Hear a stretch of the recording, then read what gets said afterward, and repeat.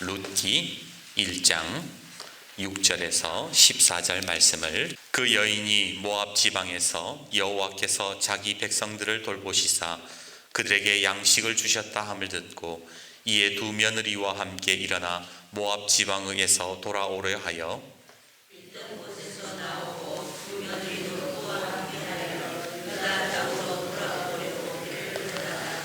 나오미가 두 며느리에게 이르되 너희는 각기 너희 어머니의 집으로 돌아가라.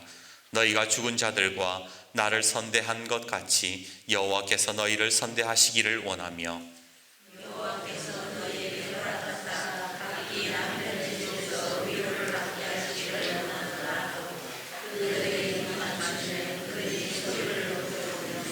나오미에게 이르되 아니니이다.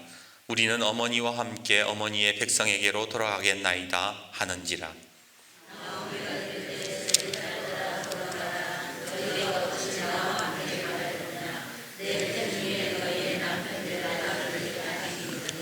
내 딸들아 되돌아가라. 나는 늙었으니 남편을 두지 못할지라.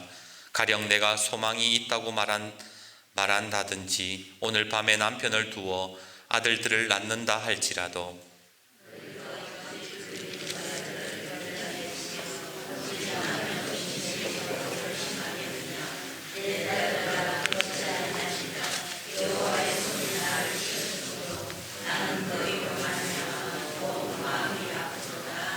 같이요.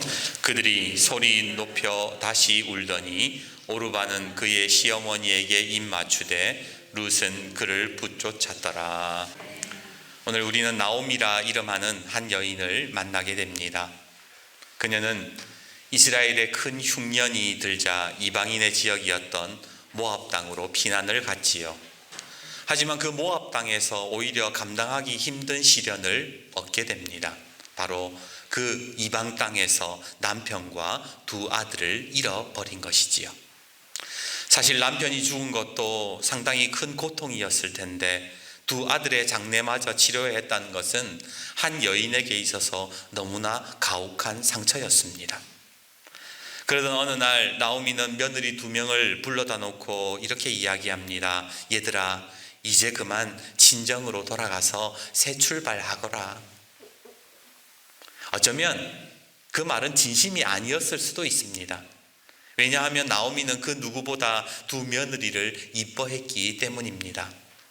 12절에 내 딸들아 라고 그렇게 말하는 표현만 봐도 나오미가 얼마나 그 며느리들을 아끼고 사랑했는지 짐작할 수 있지 않습니까? 하지만 앞길이 창창한 며느리들을 평생 데리고 있다는 것은 너무나도 잔인한 일이었기에 나오미는 두 며느리의 행복을 빌어주기로 결심을 했던 것입니다. 나오미의 말을 들은 며느리들이 나오미를 말립니다. 어머니, 그런 말씀하지 마세요. 우리는 어머니와 함께 살 거예요.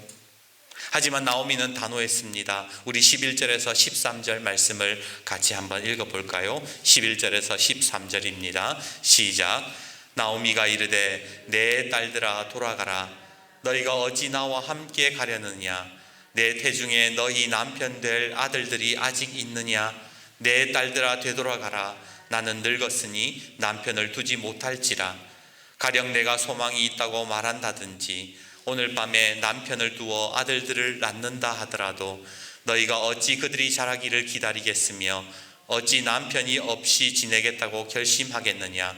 내 딸들아 그렇지 아니하니라. 여호와의 손이 나를 지었으므로 나는 너희로 말미암아 더욱 마음이 아프도다. 지금 나오미가 며느리들에게 뭐라고 이야기하느냐? 내 태중에 너희의 남편 될 아들들이 있느냐? 아직 있느냐? 그렇게 물어봐요. 아니 왜 뜬금없이 며느리들을 돌아가라고 얘기해놓고 자기 복중에 자기 태중에 아들들이 있느냐라고 그렇게 물었을까요? 이 말은 내가 너희들을 더 이상 책임질 수 없다라는 말이었습니다. 이스라엘의 율법에 보면 계대결혼이라고 해서 남편이 죽고 없을 때에 그의 남편의 형이나 동생과 결혼을 해서 대를 잇게 하는 법이 있었어요. 왜냐하면 여자 혼자서는 보호받지 못하고 생계를 감당하기 어려운 시대였기 때문에 하나님께서 그렇게라도 여성을 보호하기 위해서 만들어 놓으신 율법이었지요. 지금 나오미가 그 계대 결혼 이야기를 꺼내고 있는 겁니다. 얘들아, 내가 너희들을 많이 아끼고 사랑하지만 더 이상 너희들을 책임져 줄 수 있는 아들들이 없단다. 내가 지금 아들을 낳는다 해도 그 걔네들이 클 때까지 너네 청춘들이 너무 아깝지 않나. 그러니까 그만 친정으로 돌아가거라, 새 출발하거라 그랬던 거예요. 결국 나오미의 간곡한 말에 수긍한 오르바라는 며느리는 고향으로 돌아갔고 룻은 오히려 그럴 생각이 없었습니다. 룻이 뭐라고 합니까? 나는 죽어도 어머니를 따르겠다. 그렇게 말을 했다는 거죠. 아니, 시어머니를 아무리 좋아해도 그렇지 평생 정상과부로 살아야 하는데 어머니를 따르겠다. 여러분은 이해가 되십니까? 오늘 본문은 아니지만 16절에서 18절에 룻이 그렇게 얘기합니다. 내게 어머니를 떠나며 어머니를 따르지 말고 돌아가라. 강건하지 마옵소서. 어머니가 가시는 곳에 나도 가고 어머니가 머무르시는 곳에 나도 머물겠나이다. 어머니의 백성이 나의 백성이 되고 어머니의 하나님이 나의 하나님이 될 것입니다. 여러분, 왜 룻이 그 시어머니 나오미를 떠나지 않겠다고 말한 것일까요? 사람들은 룻이 믿음이 좋았기 때문이라고 그렇게 생각을 합니다. 그런데요, 사실 룻은 믿음이 그렇게 좋은 여자가 아니었어요. 왠 줄 아세요? 룻은 이방인입니다. 원래 하나님을 모르는 사람이에요. 나오미 집으로 이렇게 시집을 오면서 막 이제 신앙생활을 했는데 절대적인 하나님의 신앙을 가질 수 있었을까? 아니라는 거예요. 문제는 룻이 그 시어머니에게 신앙을 배웠을 텐데 이 나오미의 믿음이 별로 좋지가 않았다는 겁니다. 그 근거가 어디 있느냐? 이 시어머니의 믿음이 좋지 않았다는 이유가 어디 있느냐? 첫 번째, 나오미가 믿음이 좋은 사람이었으면 그녀는 이스라엘 땅 베들레헴을 떠나지 않았을 거라는 겁니다. 흉년의 때에 이방인의 땅으로 피난을 갔다라는 것은 하나님을 신뢰하지 못하는 행위였어요. 그래서 나오미는 오히려 하나님을 버리고 이방 땅으로 잘 먹고 잘 살려고 떠났던 겁니다. 믿음이 없었다는 거죠. 두 번째, 나오미가 믿음이 없었다는 근거는 이 사람이 정말 믿음이 좋은 사람이었다면 이방인의 며느리를 들이지 않았을 거라는 겁니다. 이방인과 결혼한다는 것은 뭐예요? 하나님께서 금하신 거예요.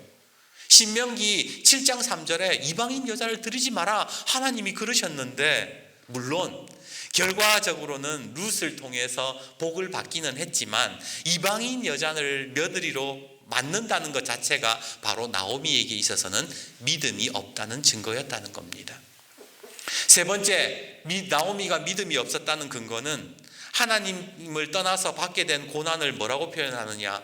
하나님이 나를 심히 괴롭게 했다. 오히려 하나님을 원망하는 표현을 사용하고 있었던 것입니다. 그렇다면 여러분 한번 생각해 보세요. 그런 믿음 없는 시어머니 밑에서 신앙을 배운 룻이 믿음이 좋을 리가 있었겠습니까? 당연히 룻도 그렇게 좋은 믿음을 가지고 있지는 못했던 겁니다. 16절에 룻이 어머니를 따라간다고 했을 때 뭐라고 얘기해요? 어머니가 가는 곳에 나도 따라가고 어머니가 머무르는 곳에 나도 머무르고 어머니의 백성이 나의 백성이고 어머니의 하나님이 나의 하나님이고, 하나님 때문에 어머니 따라간다고 말하지 않고 어머니 때문에 하나님 따라간다고 그렇게 말하잖아요. 결정적인 사실은 믿음장이라고 부르는 히브리서 11장에 이 두 사람의 이름이 나오지 않는다라는 거예요. 믿음으로 노아는, 믿음으로 아브라함은, 믿음으로 이삭은, 믿음으로 야곱은, 이렇게 이름을 쭉쭉쭉쭉 나열해 가다가 나오미와 룻에 있어서 건너뛰어요. 히브리서 11장 32절에 보면 뭐라고 하는가? 내가 무슨 말을 더 하리요? 기드온, 바락, 삼손, 입다, 다윗 및 사무엘과 선지자들의 일을 말하면 내게 시간이 부족하리로다. 사사기 다음에 룻기잖아요. 사사시대에, 룻이 사사시대에 살았던 사람이에요. 그런데 히브리서 11장에 뭐라고 얘기하냐면 저기 사사들 이야기를 쭉 사사들의 이름을 이야기해 놓고 바로 나오미와 룻은 건너뛰고 누구로 들어가요? 다윗으로 들어가는 거예요.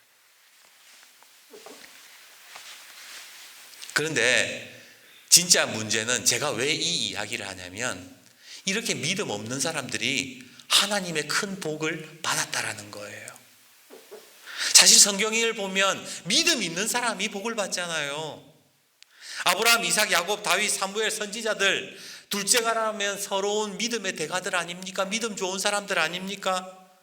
그 사람들이 하나님의 복을 받은 이야기가 성경이에요. 그런데 나오미와 룻은 명함도 내밀지 못하는 사람들인데 왜 이 사람들이 복을 받고 룻에게는 특히 룻은 이방인 믿음 없는 이 이방인 여자 룻은 다윗의 조상이 되고 예수님의 족보에 이름을 올리게 되었냐라는 겁니다. 믿음 없는데 왜 복을 받았을까요? 그 답이 룻기 2장에 있습니다.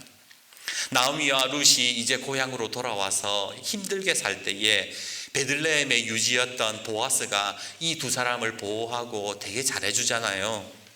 그래서 하루는 룻이 이 이방인 여인이었던 룻이 보아스에게 물어봐요. 룻기 2장 10절에 이렇게 말합니다. 나는 이방 여인이거늘 당신이 어찌하여 내게 은혜를 베푸시며 나를 돌보시나이까? 나는 이방 여자인데 왜 이렇게 잘해주세요? 그러니까 보아스가 뭐라고 이야기하는가? 네 남편이 죽은 후로 네가 시어머니에게 행한 모든 것과 내 부모와 고국을 떠나기 전에 알지 못했던 백성에게로 온 일이 내게 분명히 알려졌느니라. 여호와께서 내게 행한 일에 보답하시기를 원하며 이스라엘의 하나님 여호와께서 그의 날개 아래에 보호를 받으러 온 내게 온전한 상 주시기를 원하노라. 뭐라고 이야기하냐면 성경이 룻이 하나님의 복을 받은 이유는 시어머니에게 행한 모든 것과 알지 못하는 백성에게로 온 것 때문에 복을 받았다, 그렇게 말씀을 하더라는 겁니다. 믿음이 뭔지는 잘 모르지만 어머니를 지극히 사랑했고 어머니를 따라서 하나님의 백성이 되었기에 복을 받았다, 성경은 그렇게 말씀을 하더라는 거죠. 오늘 우리가 잘 아는 고린도전서 13장 1절에서 3절, 오늘 교동문으로도 우리가 읽었던 말씀이 있잖아요. 내가 사람의 방언과 천사의 말을 할지라도 사랑이 없으면 소리나는 구리와 같고 울리는 꽹과리 되고 내가 예언하는 능력이 있어 모든 비밀과 지식을 알고 또 산을 옮길 만한 믿음이 있을지라도 사랑이 없으면 아무것도 아니다. 어떤 것에든 이 말씀이 무슨 말인지 아세요? 어떤 것이든지 사랑이 있어야 된다는 거예요. 우리가 그렇게 중요하게 여기는 믿음조차도 사랑이 없으면 아무것도 아니라고 성경은 그렇게 말씀하더라는 겁니다. 아무리 믿음이 좋아도요, 사랑 없으면 그거 헛믿음이래요. 왜 그런지 아세요? 대표적인 예로 다 야곱의 가정을 들어볼까요? 야곱은 믿음의 조상이었잖아요. 믿음의 사람이었잖아요. 하지만 그의 가정은 완전히 깨어진 콩가루 집안이었습니다. 4명의 아내와 배다른 12명의 아들이 있었음에도 야곱은 노골적으로 라헬만 좋아했고 레아는 미워했습니다. 그리고 라헬이 낳은 요셉만 편애했지요. 그로 인해서 야곱의 가정에는 늘 분노와 시기, 미움만 가득했습니다. 결국 우리가 아는 대로 그 형제들이 요셉을 애굽의 노예로 팔아버리지 않습니까? 믿음이 있는 사람의 가정인데 사랑이 없으니까 어떻게 돼요? 가정이 무너지더라는 거예요. 가정에 불화가 일어나더라는 거예요. 믿음이 있는 가정이라 할지라도 사랑이 없으면 아무것도 아니게 되더라는 거예요. 하지만 그런 가정에서 요셉은 다릅니다. 아버지가 망쳐놓은 가족들을 감싸안기 시작합니다. 형들을 원망하기는커녕 형들을 용서하고 그의 후손들까지 책임지지 않습니까? 사랑이 들어가기 시작한 거예요. 그 결과 그 야곱의 가정이 어떻게 되었는가? 다시 회복되고 살아났습니다. 모두가 부러워하는 가정이 되었고 야곱의 아들들은 이스라엘의 모든 민족 각 지파의 조상의 반열에 올라가게 된 것이지요. 믿음은 있었지만 사랑이 없었을 때는 깨어졌어요. 하지만 깨어진 가정 속에 사랑이 들어가니까 믿음으로 다시 회복되더라는 겁니다. 그렇다면 생각해 보십시다. 오늘 우리가 사랑하면 어떤 일들이 일어나겠습니까? 지난주 한국 교회 역사에 관한 책을 읽다가 제가 은혜를 받았어요. 한 교회, 덕평교회라는 곳이었는데 이 교회는 충남 금산에 있는 교회입니다. 이 교회는 하나님의 큰 복이 임했어요. 금산 이러면 뭐가 생각나세요? 인삼이죠. 근데 신기하게도 이 교회 성도들이 재배하는 인삼은 품질 중에 제일 뛰어나대요. 그렇게 따로 특별한 비료를 주는 게 아닌데 인삼이 씨알이 굵고 최상품으로 나온다는 거예요. 게다가 이 교회는 굳이 전도 안 해도 사람들이 몰려든대요. 대체 어떤 일이 있었길래 이 교회는 이런 복을 받았을까? 우리 교회도 이런 복을 받을 수 없을까? 그렇게 책을 보는데 이 교회에는 금산읍의 첫 순교자였던 이덕봉이라는 장로님이 계셨습니다. 이 장로님의 일화를 보면 이래요. 평소 장로님은 머리도 뛰어나고 공부도 해서 아주 똑똑했어요. 근데 늘 걸림돌이 있는 게 뭐냐면 무식한 부인이 늘 걸림돌이었던 거예요. 그러던 이덕봉 장로님이 주님 앞에서 꼬꾸라지는 경험을 하게 되는데 당시 문맹률도 높고 여성이 공부한다는 것은 불가능한 시대였음에도 이 아내를 늘 무시하고 말이 통하지 않는다고 멀리 했었는데 이 장로님은요 반대로 교회에서는 너무 인정받고 사랑을 받았어요. 선교사님이 이 일제강점기 시대인데 선교사님이 이덕봉 장로님에게 머리도 똑똑하고 믿음도 좋으니까 아이고 자네 신학교 가서 공부해서 목사가 돼서 날 좀 도와달라 그렇게 말할 정도로 똑똑한 분이었어요. 그러다 어느 날 이덕봉 장로님은 전주에서 공부를 마치고 돌아오는 길에 집으로 가지 않고 교회를 향했습니다. 부인이 보기 싫었던 거예요. 마룻바닥에 앉아 그냥 기도나 하자 그렇게 무릎을 꿇는데 그때 주님의 음성이 들려옵니다. 주님이 그러시는 거예요. 보이는 아내도 사랑하지 못하면서 보이던 나를 사랑하겠다고? 아내 하나 사랑하지 못하면서 나를 사랑하겠다고? 하나님이 막 이 장로님을 책망하시더라는 거예요. 그렇게 장로님은 하나님 앞에 꼬꾸러졌고 아내에 대한 태도가 달라지기 시작했던 겁니다. 골로새서 3장 14절이 뭐라고 말씀합니까? 이 모든 것에 사랑을 더하라. 이는 온전하게 매는 띠니라. 사랑을 더해야 된대요. 그래야 온전해진대요. 사랑을 더해야 온전해진다는 이 말씀처럼 장로님은 지식에 사랑을 더하고 믿음에 사랑을 더하기 시작했던 겁니다. 그때부터 장로님이 달라지기 시작했대요. 한 번은 금산읍 교회에서 이 맥구첸 선교사님이 이덕봉 장로님에게 아까 말씀드린 것처럼 신학교 가서 공부를 해서 목사가 되라 그렇게 했을 때에 장로님이 정중하게 거절을 합니다. 선교사님, 말씀은 감사합니다만 제 숙부 이춘원과 조카인 이재봉이 신학교를 다니고 있기에 제가 두 사람의 학비를 충당해야 됩니다. 저는 인삼밭 운영하면서 그렇게 섬기는 일을 하겠습니다. 거절했다는 거예요. 장로님에게는 큰 인삼밭이 있었습니다. 하지만 그 인삼밭은 가난한 소장농들의 것이었습니다. 자기의 배를 불리기 위한 밭이 아니라 함께 먹고 살기 위한 밭을 일구고 아내를 존중하고 사랑으로 교회를 모든 일들에 자신이 하는 모든 사역에 사랑을 더하기 시작했던 겁니다.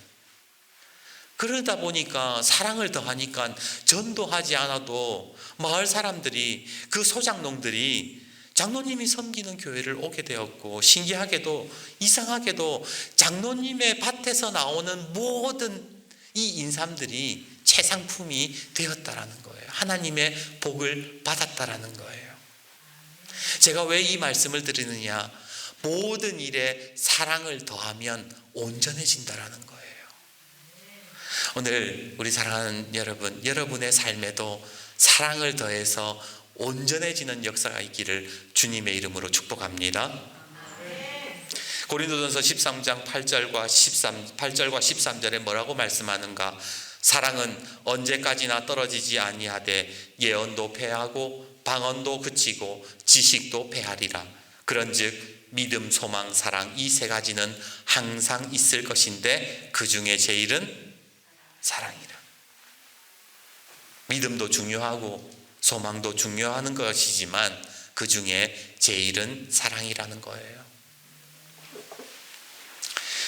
오래전에 다모라는 드라마가 있었어요. 그 중에 드라마 중에 이런 대사가 있습니다. 아프냐? 나도 아프다. 남자 주인공이요, 상처 입은 여자 주인공을 간호하면서 그랬던 거예요. 네가 아픈 거 보니까 내가 가슴이 찢어진다. 나도 아프다. 그렇게 말했던 거예요. 그런데 이 말은 뉘앙스가 좀 바뀌면 이상해져요. 아프냐? 나도 아프다. 그럼 이 말이 아프냐? 나도 아프다. 그러면 이 무슨 의미가 돼요? 너만 아프냐? 나도 아프다. 비아냥거리는 말이 되는 거예요. 오늘 13절 끝에 나오미가 아프다고 말하는 말을 한번 보시겠습니까? 13절 끝에 나오미가 내 딸들아 그러면서 말하는 것을 한번 읽어봅시다. 내 딸들아부터 한번 시작해 볼까요? 13절 끝에 시작. 내 딸들아 그렇지 아니하니라. 여호와의 손이 나를 치셨으므로 나는 너희로 말미암아 더욱 마음이 아프도다. 이게 무슨 의미로 받아들여지세요? 나오미가 며느리들을 원망하는 말로 들리세요?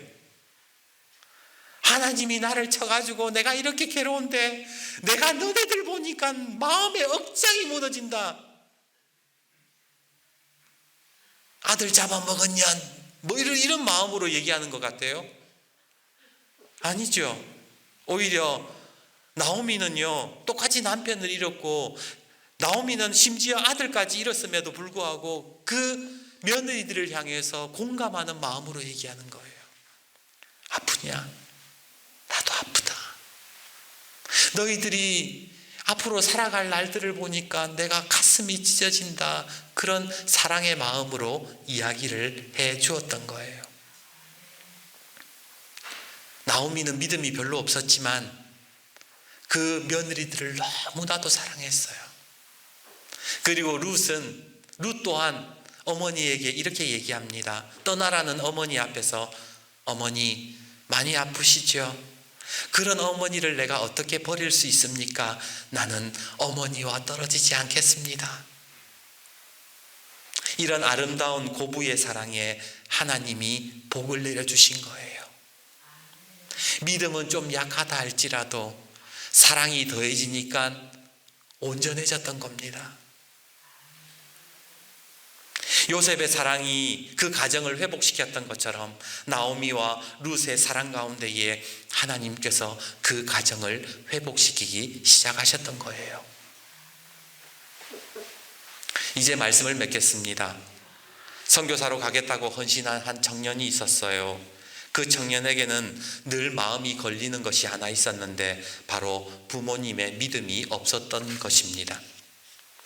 자식이 선교사 되겠다니 부모님의 핍박이 이만저만이 아닙니다. 그 위험한 데를 왜 가? 왜 하필이면 선교사야? 내가 교회 가려고 해도 너 때문에 안 간다. 꼴도 보기 싫으니 당장 나가. 그럴 때마다 이 청년은 믿음으로 버티면서 웃으면서 부모님을 설득시켰는데 하루는 크게 울면서 자기를 막아서는 어머니의 모습에 도저히 참을 수가 없어서 집을 나오고 말았습니다. 교회 가서 사탄마귀 대적하고 금식하면서 하나님의 음성을 기다리는데 주님이 아무런 답을 주시지 않습니다. 위로해 주시지 않습니다. 원망이 드는 거예요. 내 모든 걸 하나님께 맡겼는데 목숨 걸고 예수 믿겠다는데 왜 하나님은 나를 위로해 주시지 않는가? 왜 응답해 주시지 않는가? 그렇게 실망하던 차에 한 목사님의 설교를 듣게 됩니다. 그 설교의 말씀이 믿음, 소망, 사랑 중 제일은 사랑이라 이 말씀이었는데 그 말씀을 들으면서 순간 깨닫게 되는 것이 내가 여태껏 기도하면서 믿음 달라고 기도한 적은 많았는데, 소망 달라고 기도한 적은 많았는데 사랑을 구하지 못했다라는 것을 깨닫게 되었던 것입니다. 여러분들은 어떠세요? 여러분들이 지금까지 기도해 오시는 것 중에 하나님, 지금 내 어려운 상황 가운데 나에게 희망을 주세요, 나에게 소망을 주세요, 내가 이길 수 있는 믿음을 주세요라고 기도는 많이 했지만 사랑을 달라고 기도한 적은 얼마나 되세요? 정작 우리는 사랑에 대해서 기도는 적게 할 때가 너무나도 많더라는 겁니다. 그것을 깨달았을 때에 이 선교사님을 지망하는 이 청년에게 그때 깨달았을 때에 주님이 그러시더래요. 너는 그저 사랑하기만 해라. 그러면 내가 너희의 부모를 구원할 것이다. 오늘날 많은 분들이 착각하는 것 중에 하나는 전도하려고 사랑하는 거예요. 어떻게든 교회를 데리고 나가야겠다는 마음에 꾹꾹 참아가면서 어떻게든 사랑하려고 노력하잖아요. 달래도 보고 비위도 맞춰보고 물질 손해보면서 전도하다가 결국 어떻게 돼요? 분노하는 거예요. 내가 이만큼 해줬는데 왜 교회를 안 나와? 그런데 전도는 전하는 게 먼저가 아니라 사랑이 먼저라는 거예요. 사랑하기 때문에 전도하는 거라는 거예요. 예수님 보세요. 네가 나를 믿으면 내가 병 낫게 해줄게. 예수님이 그러신 적이 없다라는 거예요. 그렇게 말씀하신 적 없습니다. 병을 낫게 해준 다음에 네가 나를 믿느냐라고 물어보셨어요. 먼저 사랑을 주시고 당신이 하나님의 아들이심을 밝히셨잖아요. 사랑이 먼저라는 거예요. 사랑이 들어가면 그 가운데에 믿음이 들어가고 하나님의 역사가 일어나는 거예요. 그러기에 여러분, 오늘 우리 장로님이 기도하셨던 것처럼 올해 우리 모든 가정들을 전도하는 것이 우리 교회의 올해 목표 아닙니까? 왜 내가 이렇게 이만큼 해줬는데 왜 당신은 믿지 못해? 라는 것이 아니라 먼저 사랑을 흘려 보내주십시오. 여러분들의 믿음이 조금 약해도 괜찮아요. 오늘 나오미 보세요. 별로 믿음 없잖아요. 룻 이방인 여자였잖아요. 믿음 별로 없잖아요. 그런데 서로 사랑하니까 하나님의 놀라운 복이 임하잖아요. 마찬가지로 오늘 저와 여러분의 가정 가운데에 먼저 사랑하고 먼저 사랑을 흘려보내면 사랑을 더하면 온전해지기 시작하는 거예요. 거기서부터 하나님의 복음의 역사가 시작이 되는 겁니다. 그렇게 오늘 우리가 먼저 사랑할 수 있는 은혜가 있기를 주님의 이름으로 축복합니다. 오늘 주님께 사랑을 구하고 전도와 섬김 그리고 모든 일에 사랑을 더함으로 말미암아 온전해지는 복, 하나님의 큰 복을 누리는 우리 교회 성도님들이 되시기를 주님의 이름으로 축복합니다.